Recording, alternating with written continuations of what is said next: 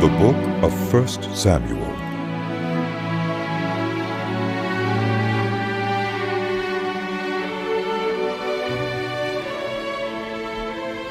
There was a certain man from Ramathaim, a Zuphite from the hill country of Ephraim, whose name was Elkanah, son of Jeroham, the son of Elihu, the son of Tohu, the son of Zuph, an Ephraimite.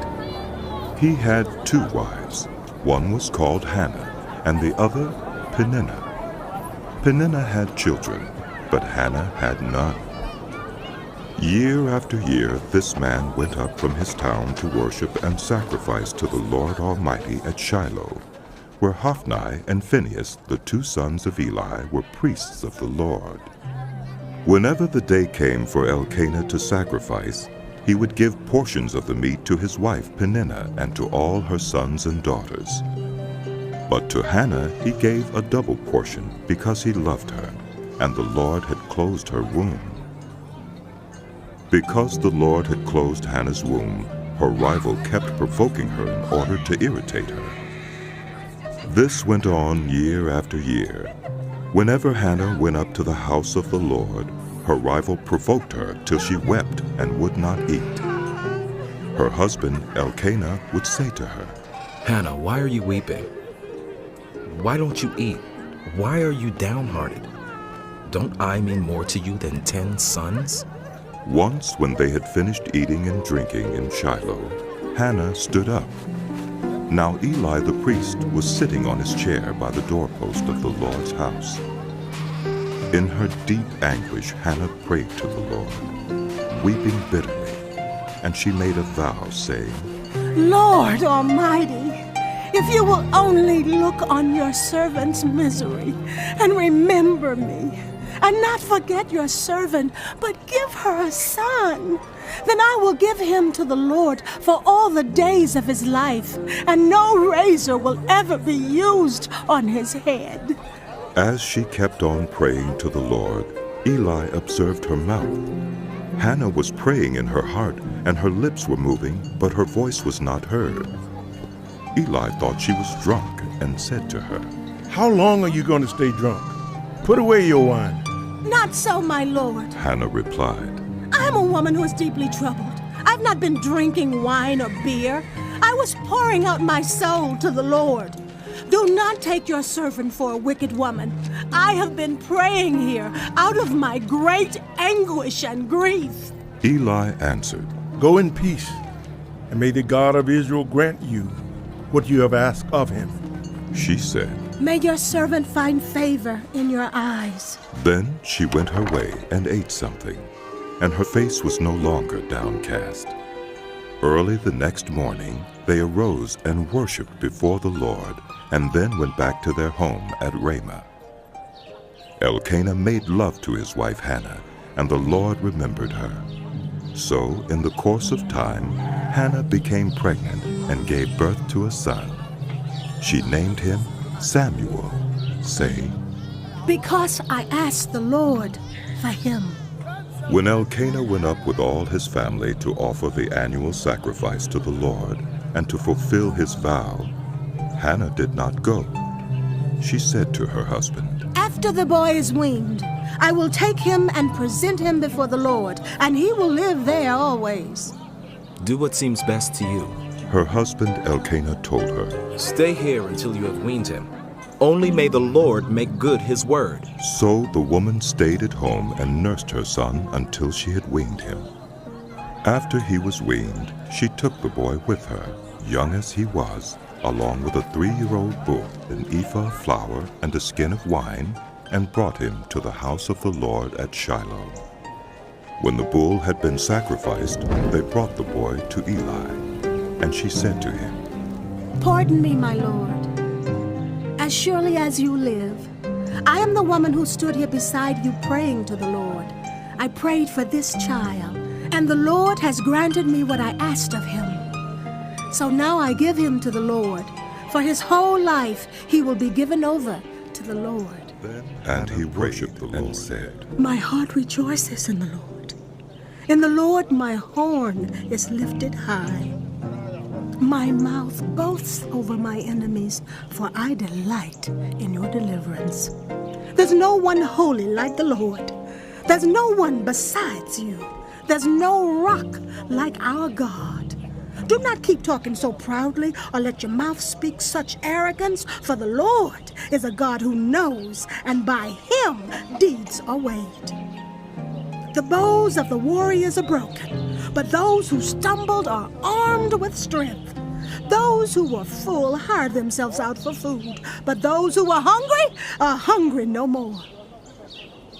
She who was barren has borne 7 children, but she who has had many sons pines away. The Lord brings death and makes alive. He brings down to the grave and raises up. The Lord sends poverty and wealth. He humbles and he exalts. He raises the poor from the dust and lifts the needy from the ash heap. He seats them with princes and has them inherit a throne of honor. For the foundations of the earth are the Lord's. On them he has set the world. He will guard the feet of his faithful servants, but the wicked will be silenced in the place of darkness.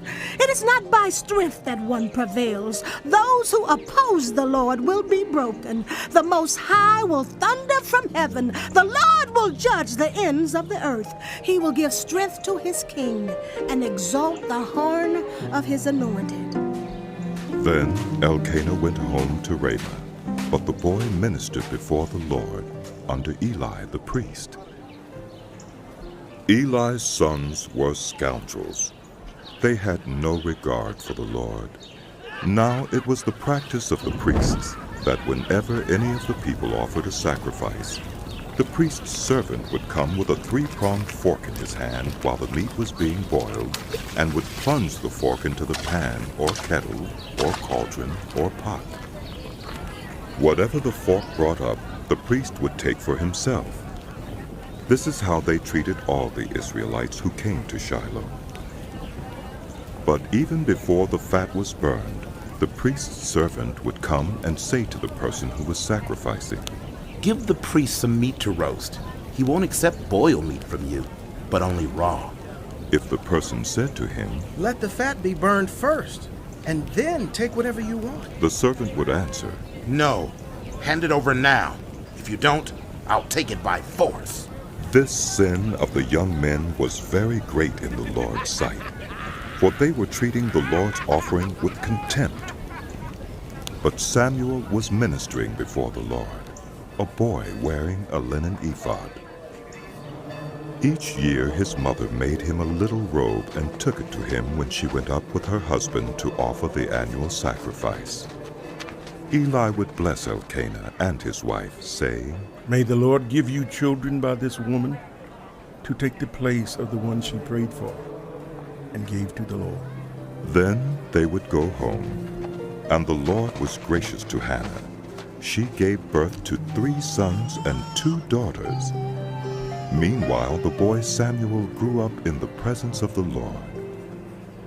Now Eli, who was very old, heard about everything his sons were doing to all Israel, and how they slept with the women who served at the entrance to the tent of meeting. So he said to them, Why do you do such things? I hear from all the people about these wicked deeds of yours. No, my sons, the report I hear spreading among the Lord's people is not good. If anyone sins against another human being, God may mediate for the offender. But if anyone sins against the Lord, who will intercede for them? His sons, however, did not listen to their father's rebuke, for it was the Lord's will to put them to death. And the boy Samuel continued to grow in stature and in favor with the Lord and with people.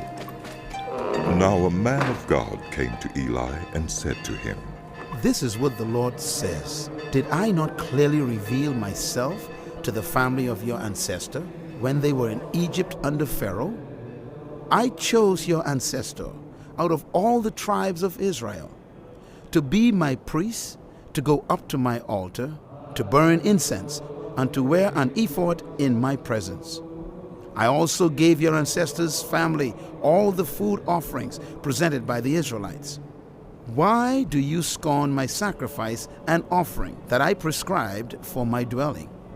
Why do you honor your sons more than me, by fattening yourselves on the choice parts of every offering made by my people Israel? Therefore, the Lord, the God of Israel, declares, I promised that the members of your family would minister before me forever. But now the Lord declares, far be it from me, those who honor me I will honor, but those who despise me will be disdained. The time is coming when I will cut short your strength and the strength of the members of your family, so that no one in it will reach old age, and you will see distress in my dwelling. Although good will be done to Israel, no one in your family line will ever reach old age. Every one of you that I do not cut off from serving at my altar, I will spare only to destroy your sight and sap your strength, and all your descendants will die in the prime of life. And what happens to your two sons, Hophni and Phinehas, will be a sign to you. They will both die on the same day. I will raise up for myself a faithful priest who will do according to what is in my heart and mind. I will firmly establish his family line, and he will minister before my anointed one always. Then everyone left in your family line will come and bow down before him for a piece of silver and a loaf of bread, and plead, appoint me to some priestly office, so I can have Samuel food. ministered before the Lord under Eli. In those days the word of the Lord was rare. There were not many visions. One night Eli, whose eyes were becoming so weak that he could barely see, was lying down in his usual place. The lamp of God had not yet gone out, and Samuel was lying down in the house of the Lord, where the ark of God was. Then the Lord called Samuel. Samuel answered, Here I am. and he ran to Eli and said, Here I am. You called me? But Eli said, I did not call. Go back and lie down. So he went and lay down. Again the Lord called, Samuel. and Samuel got up and went to Eli and said, Here I am. You called me? My son, Eli said, I did not call. Go back and lie down. Now Samuel did not yet know the Lord. The word of the Lord had not yet been revealed to him. A third time the Lord called, Samuel. and Samuel got up and went to Eli and said, Here I am. You called me. Then Eli realized that the Lord was calling the boy. So Eli told Samuel, Go and lie down. And if he calls you, say, Speak, Lord, for your servant is listening. So Samuel went and lay down in his place. The Lord came and stood there, calling as at the other times, Samuel. Samuel. Then Samuel said, Speak, for your servant is listening. and the Lord said to Samuel, See, I am about to do something in Israel that will make the ears of everyone who hears about it tingle. At that time, I will carry out against Eli everything I spoke against his family, from beginning to end. For I told him that I would judge his family forever because of the sin he knew about. His sons blasphemed God, and he failed to restrain them. Therefore, I swore to the house of Eli, the guilt of Eli's house will never be atoned for by sacrifice or offering. Samuel lay down until morning, and then opened the doors of the house of the Lord. He was afraid to tell Eli the vision, but Eli called him and said, Samuel, my son, Samuel answered. Here I am. what was it he said to you? Eli asked, Do not hide it from me. May God deal with you, be it ever so severely. if you hide from me anything he told you. So Samuel told him everything, hiding nothing from him. Then Eli said, He is the Lord. Let him do what is good in his eyes. The Lord was with Samuel as he grew up, and he let none of Samuel's words fall to the ground. And all Israel, from Dan to Beersheba, recognized that Samuel was attested as a prophet of the Lord.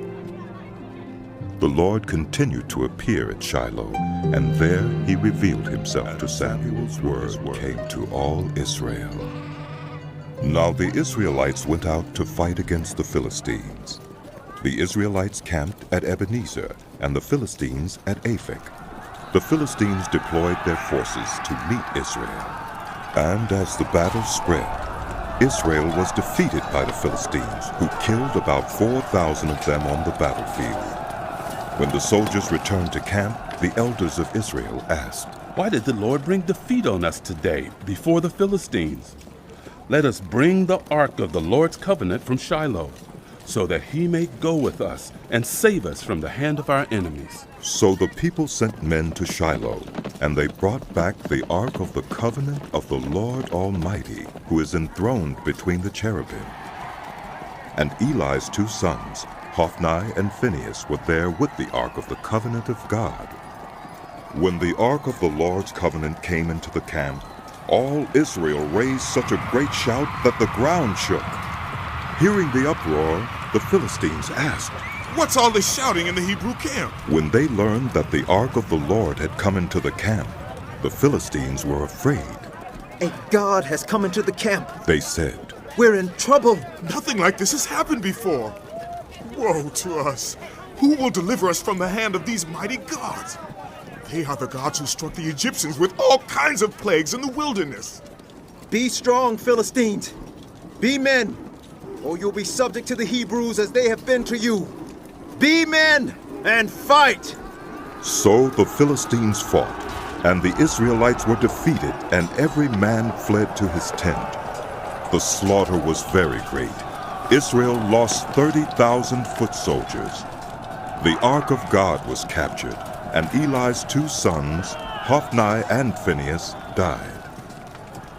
That same day, a Benjamite ran from the battle line and went to Shiloh with his clothes torn and dust on his head. When he arrived, there was Eli sitting on his chair by the side of the road watching, because his heart feared for the ark of God.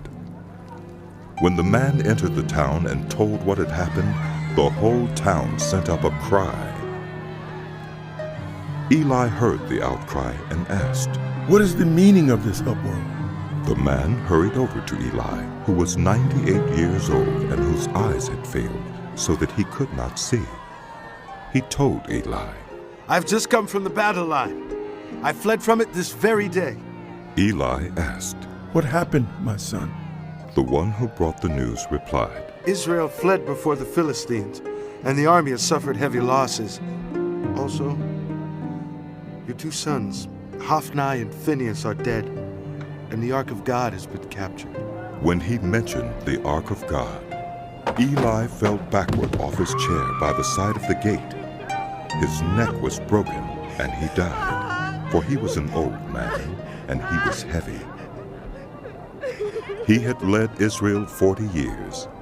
His daughter-in-law, the wife of Phinehas, was pregnant and near the time of delivery. When she heard the news that the ark of God had been captured and that her father-in-law and her husband were dead, she went into labor and gave birth, but was overcome by her labor pains. As she was dying, the women attending her said, Don't despair. You have given birth to a son. But she did not respond or pay any attention. She named the boy Ichabod, saying, The glory has departed from Israel. Because of the capture of the ark of God and the deaths of her father-in-law and her husband, she said, The glory has departed from Israel. After the ark of Philistines God had has captured been the ark of God, they took it from Ebenezer to Ashdod. Then they carried the ark into Dagon's temple and set it beside Dagon. When the people of Ashdod rose early the next day, there was Dagon fallen on his face on the ground before the ark of the Lord. They took Dagon and put him back in his place. But the following morning when they rose, there was Dagon fallen on his face on the ground before the ark of the Lord. His head and hands had been broken off and were lying on the threshold. Only his body remained. That is why to this day neither the priests of Dagon nor any others who enter Dagon's temple at Ashdod step on the threshold. The Lord's hand was heavy on the people of Ashdod and its vicinity. He brought devastation on them and afflicted them with tumors. When the people of Ashdod saw what was happening, they said, The ark of the God of Israel must not stay here with us, because his hand is heavy on us and on Dagon, our God. So they called together all the rulers of the Philistines and asked them, What shall we do with the ark of the God of Israel? They answered, Have the ark of the God of Israel moved to Gath. So they moved the ark of the God of Israel. But after they had moved it, the Lord's hand was against that city, throwing it into a great panic. He afflicted the people of the city, both young and old, with an outbreak of tumors. So they sent the ark of God to Ekron. As the ark of God was entering Ekron, the people of Ekron cried out, They have brought the ark of the God of Israel around to us to kill us and our people. So they called together all the rulers of the Philistines and said, Send the ark of the God of Israel away. Let it go back to its own place, or it will kill us and our people. For death had filled the city with panic. God's hand was very heavy on it. Those who did not die were afflicted with tumors, and the outcry of the city went up. The Lord had been in Philistine territory 7 months. The Philistines called for the priests and the diviners and said, What shall we do with the ark of the Lord? Tell us how we should send it back to its place. They answered, If you return the ark of the God of Israel, do not send it back to him without a gift. By all means, send a guilt offering to him. Then you will be healed, and you will know why his hand has not been lifted from you. The Philistines asked, What guilt offering should we send to him? They replied, 5 gold tumors and 5 gold rats, according to the number of the Philistine rulers, because the same plague has struck both you and your rulers. Make models of the tumors and of the rats that are destroying the country, and give glory to Israel's God. Perhaps he will lift his hand from you, and your gods, and your land. Why do you harden your hearts as the Egyptians and Pharaoh did? When Israel's God dealt harshly with them, did they not send the Israelites out so they could go on their way? Now then, get a new cart ready, with 2 cows that have calved that have never been yoked. Hitch the cows to the cart, but take their calves away and pin them up. Take the ark of the Lord and put it on the cart, and in the chest beside it put the gold objects you are sending back to him as a guilt offering. Send it on its way, but keep watching it. If it goes up to its own territory, toward Beth Shemesh, then the Lord has brought this great disaster on us. But if it does not, then we will know that it was not his hand that struck us, but that it happened to us by chance. So they did this. They took 2 such cows and hitched them to the cart and pinned up their calves. They placed the ark of the Lord on the cart, and along with it the chest containing the gold rats and the models of the tumors. Then the cows went straight up toward Beth Shemesh, keeping on the road and lowing all the way. They did not turn to the right or to the left. The rulers of the Philistines followed them as far as the border of Beth Shemesh. Now the people of Beth Shemesh were harvesting their wheat in the valley, and when they looked up and saw the ark, they rejoiced at the sight. The cart came to the field of Joshua of Beth Shemesh, and there it stopped beside a large rock. The people chopped up the wood of the cart and sacrificed the cows as a burnt offering to the Lord. The Levites took down the ark of the Lord, together with the chest containing the gold objects, and placed them on the large rock. On that day the people of Beth Shemesh offered burnt offerings and made sacrifices to the Lord. The 5 rulers of the Philistines saw all this, and then returned that same day to Ekron. These are the gold tumors the Philistines sent as a guilt offering to the Lord, one each for Ashdod, Gaza, Ashkelon, Gath, and Ekron. And the number of the gold rats was according to the number of Philistine towns belonging to the 5 rulers, the fortified towns with their country villages. The large rock on which the Levites set the ark of the Lord is a witness to this day in the field of Joshua of Beth-Shemesh. But God struck down some of the inhabitants of Beth-Shemesh, putting 70 of them to death because they looked into the ark of the Lord. The people mourned because of the heavy blow the Lord had dealt them, and the people of Beth-Shemesh asked, Who can stand in the presence of the Lord, this holy God? To whom will the ark go up from here? Then they sent messengers to the people of Kiriath-Jearim, saying, The Philistines have returned the ark of the Lord. So the men of Come down and take it up to Kiriath-Jearim your came town. and took up the ark of the Lord. They brought it to Abinadab's house on the hill and consecrated Eleazar his son to guard the ark of the Lord. The ark remained at Kiriath-Jearim a long time, 20 years in all. Then all the people of Israel turned back to the Lord. So Samuel said to the whole house of Israel, If you are returning to the Lord with all your hearts, then rid yourselves of the foreign gods and the Ashtoreths, and commit yourselves to the Lord and serve him only. And he will deliver you out of the hand of the Philistines. So the Israelites put away their Baals and Ashtoreths and served the Lord only. Then Samuel said, Assemble all Israel at Mizpah, and I will intercede with the Lord for you. When they had assembled at Mizpah, they drew water and poured it out before the Lord. On that day they fasted, and there they confessed, We have sinned against the Lord. Now Samuel was serving as leader of Israel at Mizpah. When the Philistines heard that Israel had assembled at Mizpah, the rulers of the Philistines came up to attack them. When the Israelites heard of it, they were afraid because of the Philistines. They said to Samuel, Do not stop crying out to the Lord our God for us, that he may rescue us from the hand of the Philistines. Then Samuel took a suckling lamb and sacrificed it as a whole burnt offering to the Lord. He cried out to the Lord on Israel's behalf, and the Lord answered him. While Samuel was sacrificing the burnt offering, the Philistines drew near to engage Israel in battle. But that day the Lord thundered with loud thunder against the Philistines, and threw them into such a panic that they were routed before the Israelites. The men of Israel rushed out of Mizpah and pursued the Philistines, slaughtering them along the way to a point below Beth-kar. Then Samuel took a stone and set it up between Mizpah and Shen. He named it Ebenezer, saying, Thus far the Lord has helped us. So the Philistines were subdued, and they stopped invading Israel's territory. Throughout Samuel's lifetime, the hand of the Lord was against the Philistines. The towns from Ekron to Gath that the Philistines had captured from Israel were restored, and Israel delivered the neighboring territory from the hands of the Philistines. And there was peace between Israel and the Amorites.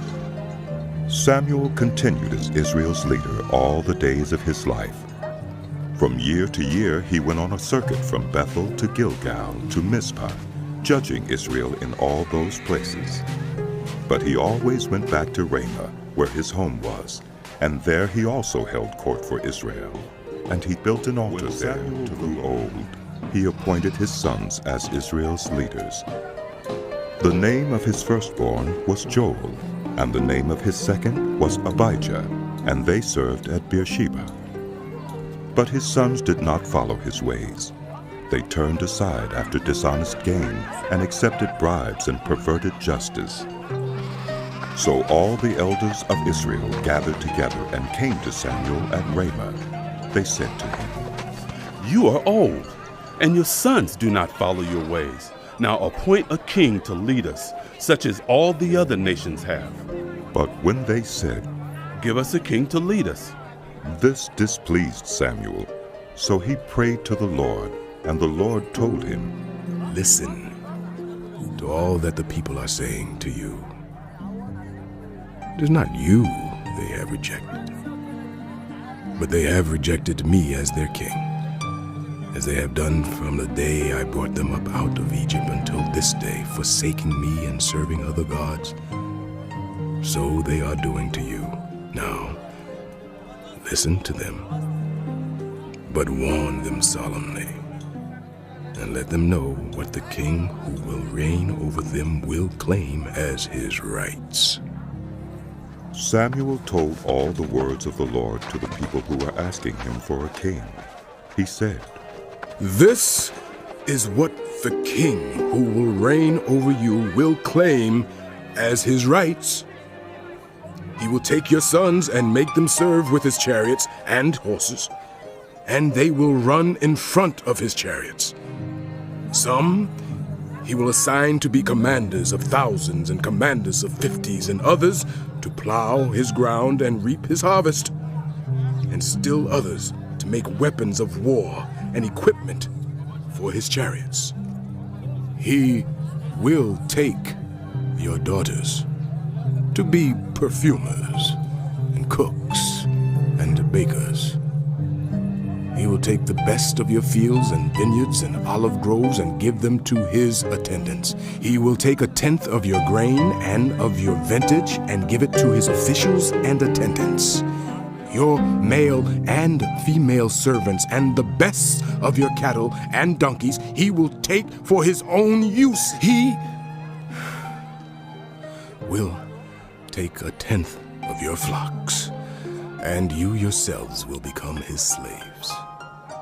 When that day comes, you will cry out for relief from the king you have chosen.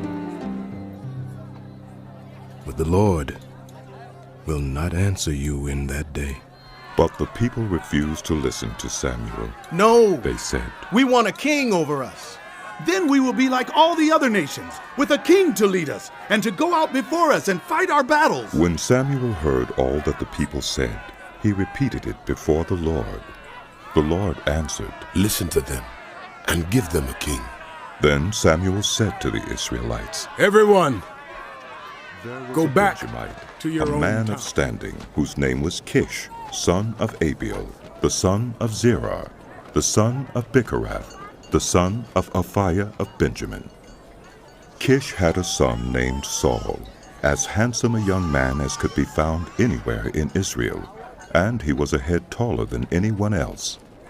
Now the donkeys belonging to Saul's father Kish were lost, and Kish said to his son Saul, Take one of the servants with you and go and look for the donkeys. So he passed through the hill country of Ephraim and through the area around Shalisha, but they did not find them. They went on into the district of Shaalim, but the donkeys were not there. Then he passed through the territory of Benjamin, but they did not find them. When they reached the district of Zuph, Saul said to the servant who was with him, Come, let's go back, or my father will stop thinking about the donkeys and start worrying about us. But the servant replied, Look, in this town there is a man of God. He is highly respected and everything he says comes true. Let's go there now. Perhaps he will tell us what way to take. Saul said to his servant, If we go, what can we give the man? The food in our sacks is gone. We have no gift to take to the man of God. What do we have? The servant answered him again. Look, he said, I have 1/4 shekel of silver. I will give it to the man of God so that he will tell us what way to take. Formerly in Israel, if people went to inquire of God, they would say, Come, let us go to the seer, because the prophet of today used to be called a seer. Good, Saul said to his servant. Come, let's go. So they set out for the town where the man of God was. As they were going up the hill to the town, they met some young women coming out to draw water, and they asked them, Is the seer here? He is. They answered, He's ahead of you. Hurry now. He has just come to our town today, for the people have a sacrifice at the high place. As soon as you enter the town, you will find him before he goes up to the high place to eat. The people will not begin eating until he comes, because he must bless the sacrifice. Afterward, those who are invited will eat. Go up now. You should find him about this time. They went up to the town, and as they were entering it, there was Samuel coming toward them on his way up to the high place. Now the day before Saul came, the Lord had revealed this to Samuel. About this time tomorrow, I will send you a man from the land of Benjamin. Anoint him ruler over my people Israel. He will deliver them from the hand of the Philistines. I have looked on my people, for their cry has reached me. When Samuel caught sight of Saul, the Lord said to him, This is the man I spoke to you about. He will govern my people. Saul approached Samuel in the gateway and asked, Would you please tell me where the seer's house is? I am the seer. Samuel replied, Go up ahead of me to the high place, for the day you are to eat with me. And in the morning, I will send you on your way and will tell you all that is in your heart. As for the donkeys you lost 3 days ago, do not worry about them. They have been found. And to whom is all the desire of Israel turned, if not to you and your whole family line? Saul answered, But am I not a Benjamite, from the smallest tribe of Israel? And is not my clan the least of all the clans of the tribe of Benjamin? Why do you say such a thing to me? Then Samuel brought Saul and his servant into the hall and seated them at the head of those who were invited, about 30 in number. Samuel said to the cook, Bring the piece of meat I gave you, the one I told you to lay aside. So the cook took up the thigh with what was on it and set it in front of Saul. Samuel said, Here is what has been kept for you. Eat, because it was set aside for you for this occasion, from the time I said, I have invited guests. And Saul dined with Samuel that day. After they came down from the high place to the town, Samuel talked with Saul on the roof of his house. They rose about daybreak, and Samuel called to Saul on the roof, Get ready, and I will send you on your way. When Saul got ready, he and Samuel went outside together. As they were going down to the edge of the town, Samuel said to Saul, Tell the servant to go on ahead of us. And the servant did so. But you, stay here for a while, so that I may give you a message from God. Then Samuel took a bottle of olive oil and poured it on Saul's head and kissed him, saying, Has not the Lord anointed you ruler over his inheritance? When you leave me today, you will meet 2 men near Rachel's tomb at Zelzah, on the border of Benjamin. They will say to you, The donkeys you set out to look for have been found, and now your father has stopped thinking about them and is worried about you. He is asking, What shall I do about my son? Then you will go on from there until you reach the great tree of Tabor. 3 men going up to God at Bethel will meet you there. One will be carrying 3 young goats, another 3 loaves of bread, and another a skin of wine. They will greet you and offer you 2 loaves of bread, which you will accept from them. After that, you will go to Gibeah of God, where there's a Philistine outpost. As you approach the town, you will meet a procession of prophets coming down from the high place with lyres, timbrels, pipes, and harps being played before them, and they will be prophesying. The Spirit of the Lord will come on you in power, and you will prophesy with them, and you will be changed into a different person. Once these signs are fulfilled, do whatever your hand finds to do, for God is with you. Go down ahead of me to Gilgal. I will surely come down to you to sacrifice burnt offerings and fellowship offerings. But you must wait 7 days until I come to you and tell you what you are to do.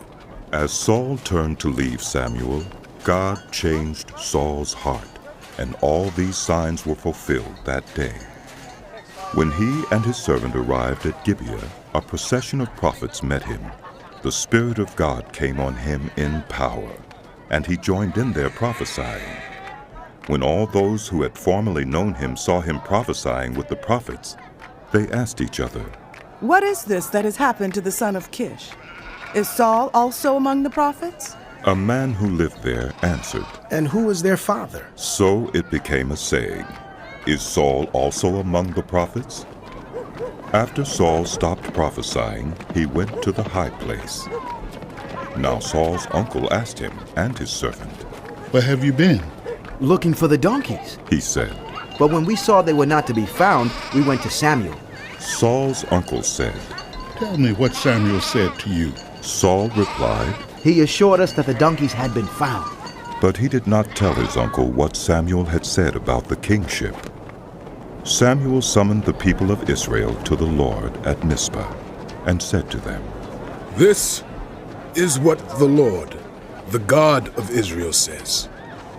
I brought Israel up out of Egypt, and I delivered you from the power of Egypt and all the kingdoms that oppressed you. But you have now rejected your God, who saves you out of all your disasters and calamities. And you have said, 'No, appoint a king over us.' So now, present yourselves before the Lord by your tribes and clans." When Samuel had all Israel come forward by tribes, the tribe of Benjamin was taken by lot. Then he brought forward the tribe of Benjamin clan by clan, and Matri's clan was taken. Finally Saul, son of Kish, was taken, but when they looked for him, he was not to be found. So they inquired further of the Lord. "Has the man come here yet?" And the Lord said, "Yes. He has hidden himself among the suppliers." They ran and brought him out, and as he stood among the people, he was a head taller than any of the others. Samuel said to all the people, "Do you see the man the Lord has chosen? There is no one like him among all the people." Then the people shouted, "Long live the king!" Samuel explained to the people the rights and duties of kingship. He wrote them down on a scroll and deposited it before the Lord. Then Samuel dismissed the people to go to their own homes. Saul also went to his home in Gibeah, accompanied by valiant men whose hearts God had touched. But some scoundrels said, "How can this fellow save us?" They despised him and brought him no gifts. But Saul kept silent. Nahash the Ammonite went up and besieged Jabesh-Gilead, and all the men of Jabesh said to him, "Make a treaty with us, and we will be subject to you." But Nahash the Ammonite replied, "I will make a treaty with you, only on the condition that I gouge out the right eye of every one of you, and so bring disgrace on all Israel." The elders of Jabesh said to him, "Give us 7 days so we can send messengers throughout Israel. And if no one comes to rescue us, we will surrender to you." When the messengers came to Gibeah of Saul and reported these terms to the people, they all wept aloud. Just then Saul was returning from the fields behind his oxen, and he asked, "What is wrong with everyone? Why are they weeping?" Then they repeated to him what the men of Jabesh had said. When Saul heard their words, the Spirit of God came on him in power, and he burned with anger. He took a pair of oxen, cut them into pieces, and sent the pieces by messengers throughout Israel, proclaiming, "This is what will be done to the oxen of anyone who does not follow Saul and Samuel." Then the terror of the Lord fell on the people, and they turned out with one accord. When Saul mustered them at Bezek, the men of Israel numbered 300,000, and those of Judah 30,000. They told the messengers who had come, "Say to the men of Jabesh-Gilead, by the time the sun is hot tomorrow, you will be rescued." When the messengers went and reported this to the men of Jabesh, they were elated. They said to the Ammonites, "Tomorrow we will surrender to you, and you can do to us whatever you like." The next day, Saul separated his men into 3 divisions. During the last watch of the night, they broke into the camp of the Ammonites and slaughtered them until the heat of the day. Those who survived were scattered, so that no 2 of them were left together. The people then said to Samuel, "Who was it that asked, 'Shall Saul reign over us?' Turn these men over to us so that we may put them to death." But Saul said, "No one will be put to death today, for this day the Lord has rescued Israel." Then Samuel said to the people, Come, let us go to Gilgal and there renew the kingship. So all the people went to Gilgal and made Saul king in the presence of the Lord. There they sacrificed fellowship offerings before the Lord, and Saul and all the Israelites held a great to all Israel. I have listened to everything you said to me and have set a king over you. Now you have a king as your leader. As for me, I am old and gray, and my sons are here with you. I have been your leader from my youth until this day. Here I stand. Testify against me in the presence of the Lord and his anointed. Whose ox have I taken? Whose donkey have I taken? Whom have I cheated? Whom have I oppressed? From whose hand have I accepted a bribe to make me shut my eyes? If I have done any of these things, I will make it right. You have not cheated or oppressed us. They replied, You have not taken anything from anyone's hand. Samuel said to them, The Lord is witness against you, and also his anointed is witness this day that you have not found anything in my hand. We agree, they said. Then Samuel said to the people, It is the Lord who appointed Moses and Aaron and brought your ancestors up out of Egypt. Now then, stand here, because I am going to confront you with evidence before the Lord as to all the righteous acts performed by the Lord for you and your ancestors. After Jacob entered Egypt, they cried to the Lord for help. And the Lord sent Moses and Aaron, who brought your ancestors out of Egypt and settled them in this place. But they forgot the Lord their God. So he sold them into the hand of Sisera, the commander of the army of Hazor, and into the hands of the Philistines and the king of Moab, who fought against them. They cried out to the Lord and said, We have sinned. We have forsaken the Lord and served the Baals and the Ashtoreths. But now deliver us from the hands of our enemies, and we will serve you. Then the Lord sent Jerubbaal, Barak, Jephthah, and Samuel. And he delivered you from the hands of your enemies all around you, so that you lived in safety. But when you saw that Nahash, king of the Ammonites, was moving against you, you said to me, No, we want a king to rule over us. Even though the Lord your God was your king. Now, here is the king you have chosen, the one you asked for. See, the Lord has set a king over you.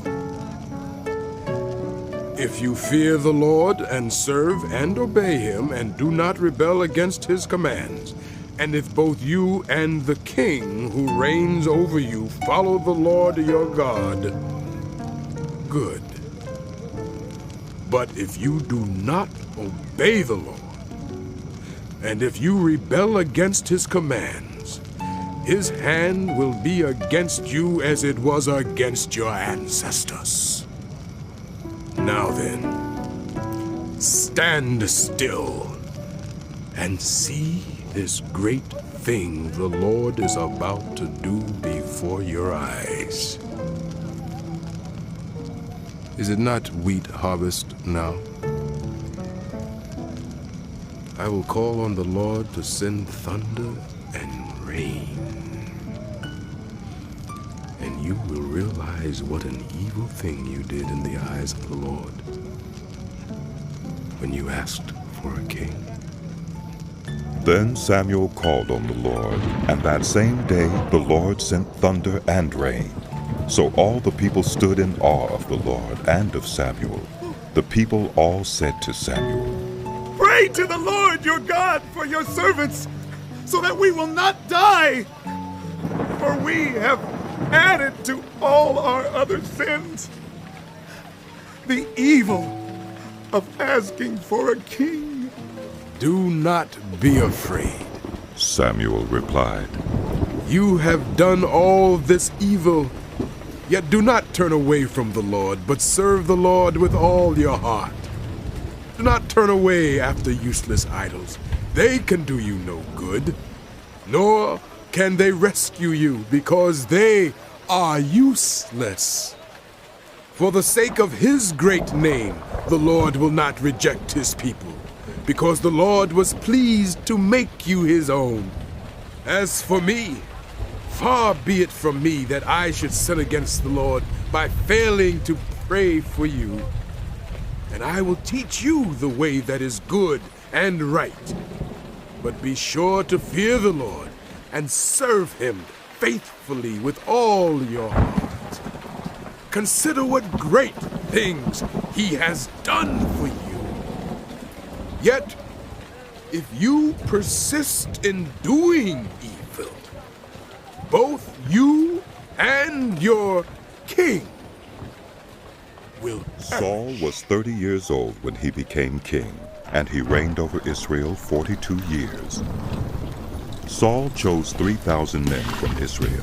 2,000 were with him at Michmash and in the hill country of Bethel, and 1,000 were with Jonathan at Gibeah in Benjamin. The rest he sent back to their homes. Jonathan attacked the Philistine outpost at Gibeah, and the Philistines heard about it.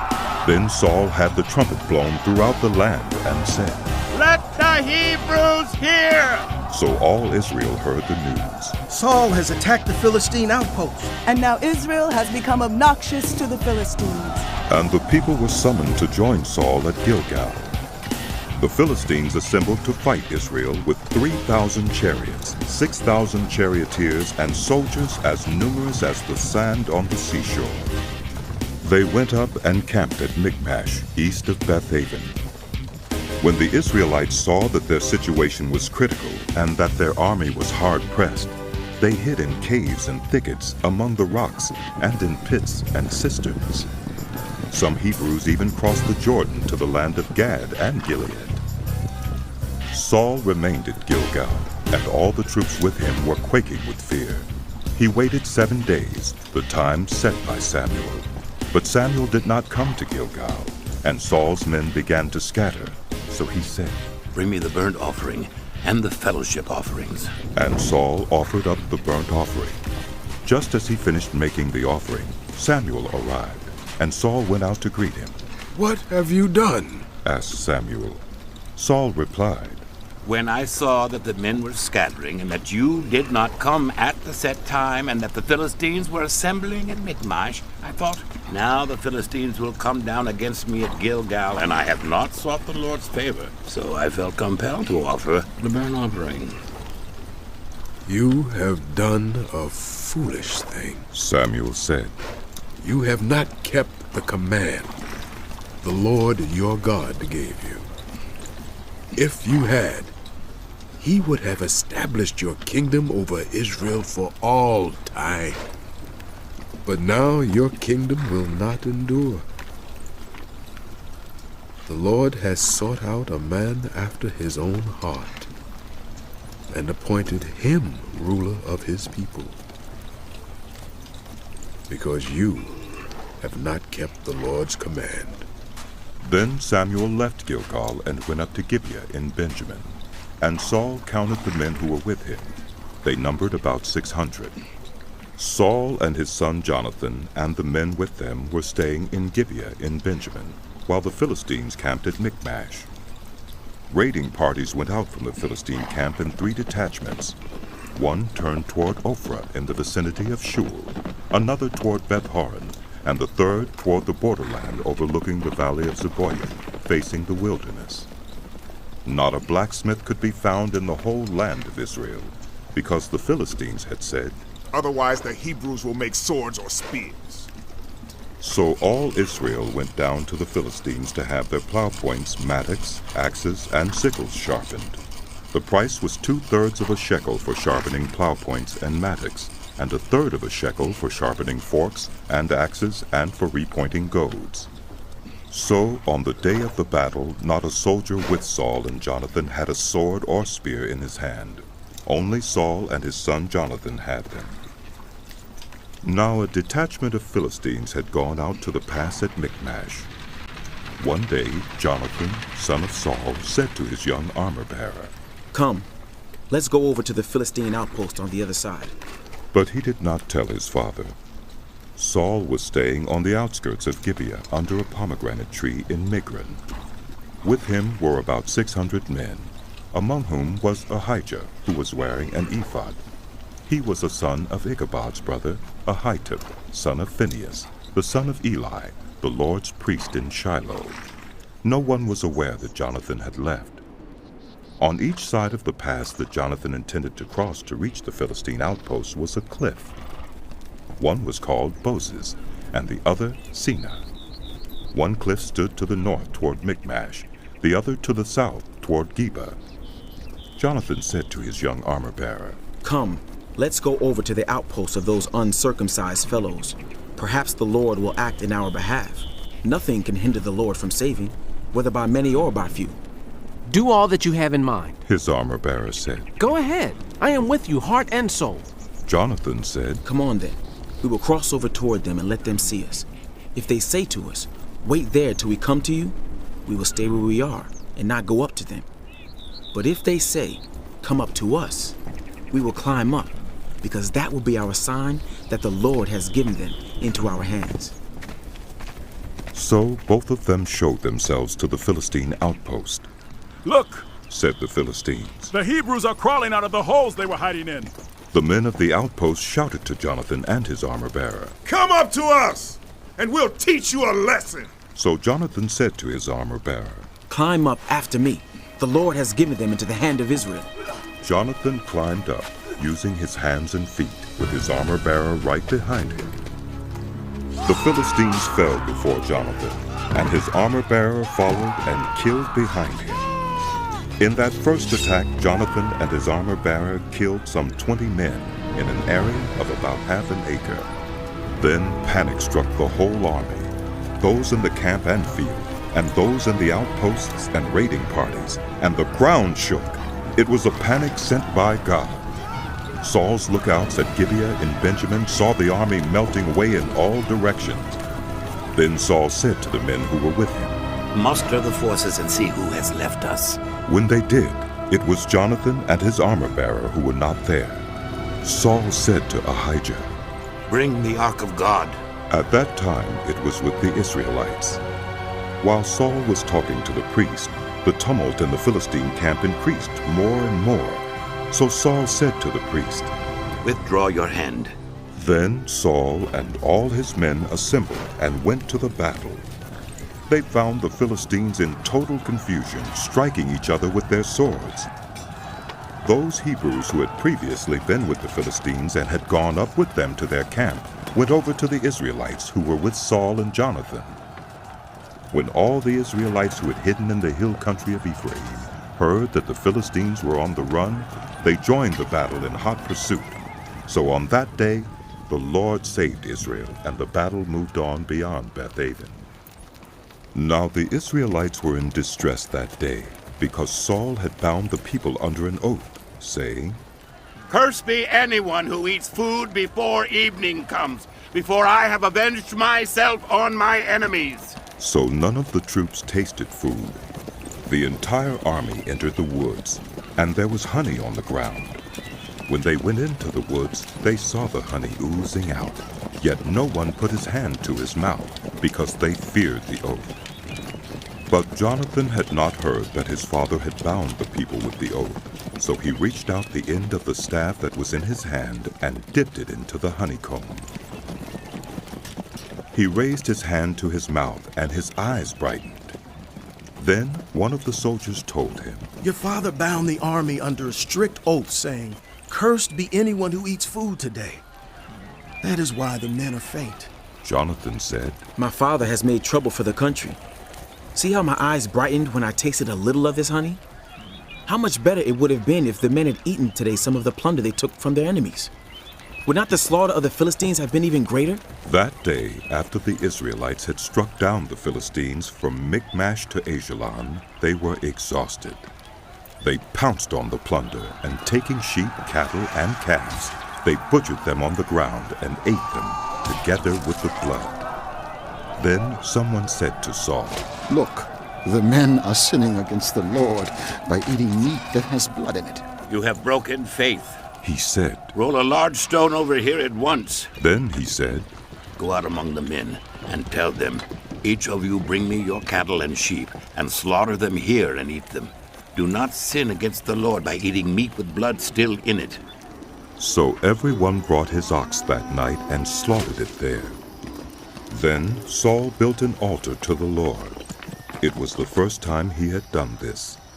Saul said, Let us go down and pursue the Philistines by night and plunder them till dawn, and let us not leave one of them alive. Do whatever seems best to you, they replied. But the priest said, Let us inquire of God here. So Saul asked God, Shall I go down and pursue the Philistines? Will you give them into Israel's hand? But God did not answer him that day. Saul therefore said, Come here, all you who are leaders of the army, and let us find out what sin has been committed today. As surely as the Lord who rescues Israel lives, even if it lies with my son Jonathan, he must die. But not one of them said a word. Saul then said to all the Israelites, You stand over there. I and Jonathan my son will stand over here. Do what seems best to you, they replied. Then Saul prayed to the Lord, the God of Israel. Why have you not answered your servant today? If the fault is in me or my son Jonathan, respond with Urim. But if the men of Israel are at fault, respond with Thummim. Jonathan and Saul were taken by lot, and the men were cleared. Saul said, Cast the lot between me and Jonathan my son. And Jonathan was taken. Then Saul said to Jonathan, Tell me what you have done. So Jonathan told him, I tasted a little honey with the end of my staff, and now I must die. Saul said, May God deal with me, be it ever so severely, if you do not die, Jonathan. But the men said to Saul, Should Jonathan die? He who has brought about this great deliverance in Israel? Never. As surely as the Lord lives, not a hair of his head will fall to the ground, for he did this today with God's help. So the men rescued Jonathan, and he was not put to death. Then Saul stopped pursuing the Philistines, and they withdrew to their own land. After Saul had assumed rule over Israel, he fought against their enemies on every side: Moab, the Ammonites, Edom, the kings of Zobah, and the Philistines. Wherever he turned, he inflicted punishment on them. He fought valiantly and defeated the Amalekites, delivering Israel from the hands of those who had plundered them. Saul's sons were Jonathan, Ishvi, and Malchishua. The name of his older daughter was Merab, and that of the younger was Michal. His wife's name was Ahinoam, daughter of Ahimaaz. The name of the commander of Saul's army was Abner, son of Ner, and Ner was Saul's uncle. Saul's father Kish and Abner's father Ner were sons of Abiel. All the days of Saul there was bitter war with the Philistines, and whenever Saul saw a mighty or brave man, he took him into his service. The book of 1 Samuel continued.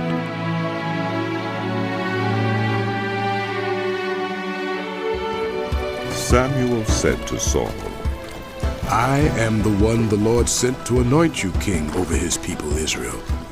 So listen now to the message from the Lord. This is what the Lord Almighty says. I will punish the Amalekites for what they did to Israel when they waylaid them as they came up from Egypt. Now, go attack the Amalekites and totally destroy all that belongs to them. Do not spare them. Put to death men and women, children and infants, cattle and sheep, camels and donkeys. So Saul summoned the men and mustered them at Tulaim, 200,000 foot soldiers and 10,000 from Judah. Saul went to the city of Amalek and set an ambush in the ravine. Then he said to the Kenites, Go away, leave the Amalekites so that I do not destroy you along with them, for you showed kindness to all the Israelites when they came up out of Egypt. So the Kenites moved away from the Amalekites. Then Saul attacked the Amalekites all the way from Havilah to Shur, near the eastern border of Egypt. He took Agag, king of the Amalekites, alive, and all his people he totally destroyed with the sword.